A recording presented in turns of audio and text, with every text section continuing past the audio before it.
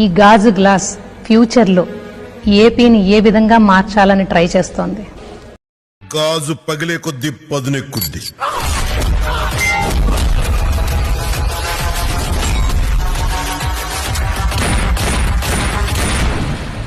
ఖచ్చితంగా గుర్తుపెట్టుకో, గ్లాస్ అంటే సైజు కాదు, సైన్యం, కనిపించని సైన్యం.